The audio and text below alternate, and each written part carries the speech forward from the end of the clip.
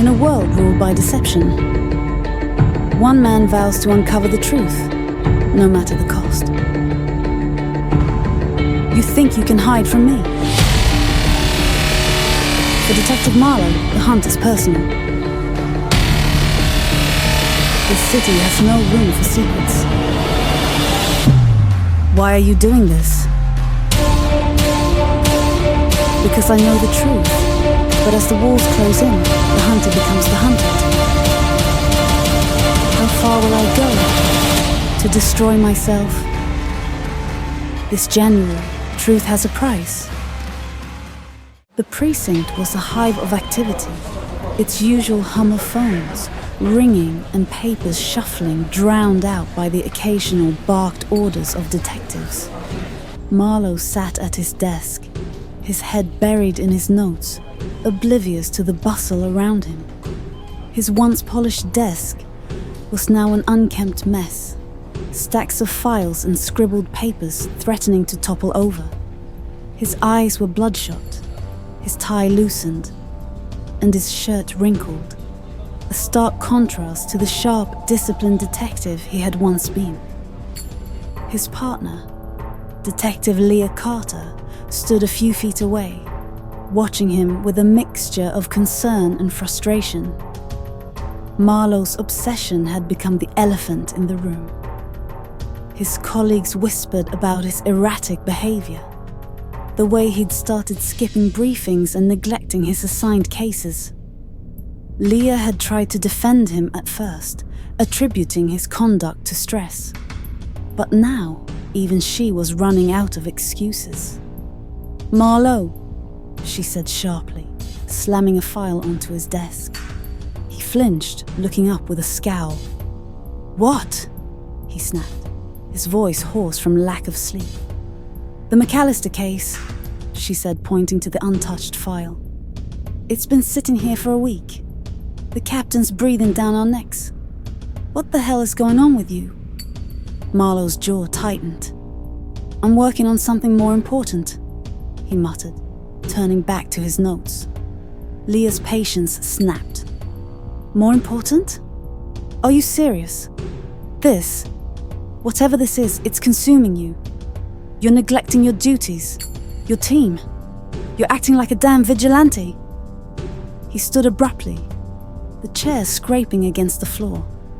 "You don't understand," he said, his voice low but charged with intensity. "This isn't just some case. This is bigger than you, me, or the precinct. If I don't handle it, no one will." Leah's eyes softened for a moment. She had known Marlowe for years, had seen him at his best and worst. But this was a different. "You're losing yourself, Marlowe," she said quietly. "Whatever you think you're protecting, it's not worth destroying your life over." He stared at her, his expression unreadable, before turning and walking away. Leah watched him go, a sinking feeling in her chest. She knew this wasn't over, not by a long shot. Marlowe's refusal to back down only deepened his obsession. He began working late into the night, poring over surveillance footage, witness statements, and any scrap of information he could find. His apartment had transformed into a war room, the walls covered in maps, photographs, and timelines. Every lead, no matter how small, was meticulously documented in his journal. His methods grew more aggressive. He started tailing individuals he believed were connected to the secretive community, often spending hours parked outside their homes or businesses.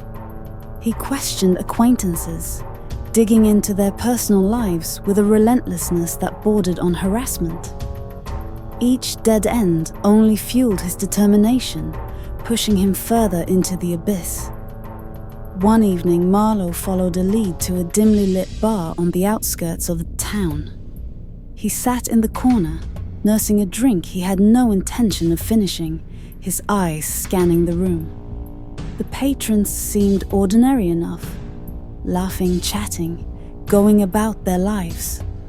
But Marlowe's gaze lingered on a group at the far end of the bar, their hushed tones and wary glances setting off alarm bells in his mind.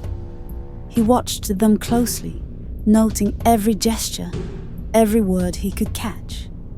When one of them got up to leave, Marlowe followed, staying just out of sight. The man's path led him through a series of winding streets, finally stopping at an unmarked building with tinted windows. Marlowe's heart raced as he parked a safe distance away, his camera ready. This was it. He could feel it. Hours passed, but Marlowe's vigilance didn't waver. He recorded every detail, the comings and goings, the subtle exchanges at the door, the faint music that drifted into the night. By the time he left, the sky was beginning to lighten, but Marlowe felt no fatigue. He was closer than ever. The next morning, Marlowe arrived at the precinct looking haggard but triumphant. Leah intercepted him before he could reach his desk. "We need to talk," she said, her tone brooking no argument. "Not now," Marlowe replied, brushing past her. She grabbed his arm, forcing him to stop. "Yes, now. You're out of control, Marlowe. This obsession is going to get you suspended, or worse. The captain's already asking questions." He yanked his arm free, glaring at her. "I don't care about the captain or the precinct, or what anyone thinks. I'm doing what needs to be done." Leah's expression hardened. "You're not a hero, Marlowe. You're a detective. Your job is to uphold the law, not break it." "And what about when the law fails?" he shot back. "What about when no one else has the guts to do what's necessary?" "That's not your call to make," she said, her voice rising. "You're not saving anyone. You're destroying yourself." For a moment, Marlowe said nothing, his chest heaving with restrained anger. Then he turned and walked away, leaving Leah standing there, her heart sinking. She knew she'd lost him, at least for now.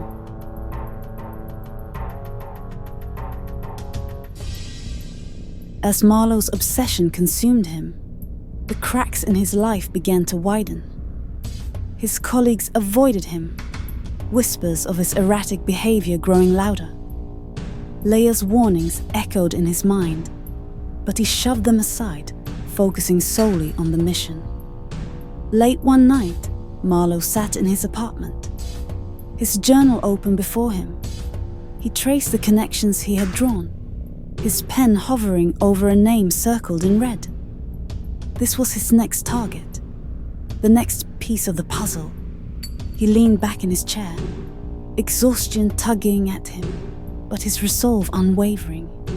Outside, the city lay shrouded in darkness, its secrets hidden beneath the glow of streetlights.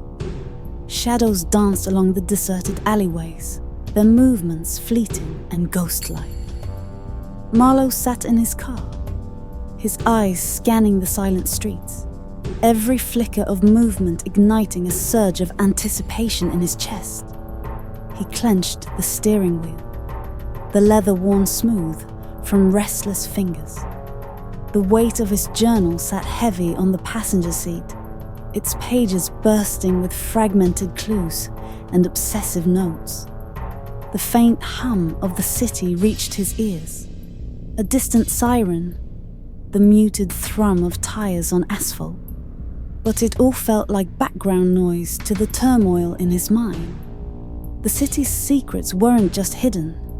They were buried, entrenched in layers of deception that seemed impenetrable. But Marlowe was undeterred. He had crossed the line where retreat was an option. The mission had become his compass, guiding him deeper into the shadows.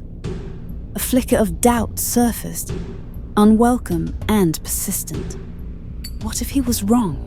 What if the web of connections he had painstakingly crafted led nowhere? The thought chilled him, but he shoved it aside. His gaze returned to the street, his resolve hardening. Whatever the truth was, he would unearth it, no matter how deeply it was buried.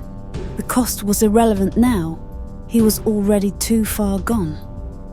The streetlights flickered, casting eerie patterns on the pavement. Somewhere in the distance, a clock tower chimed, marking the late hour. Marlowe exhaled, his breath fogging the window slightly. He didn't know where this path would lead him, but he tightened his grip on the wheel, steeling himself against the unknown. The city, with all its hidden truths and dangers, seemed to hold its breath, waiting for his next move. He would see this through, no matter the cost. Want to know what happens next? I won't spoil it for you here. You can dive into the full story in this amazing ebook. It's packed with twists, suspense, and a conclusion that will blow your mind.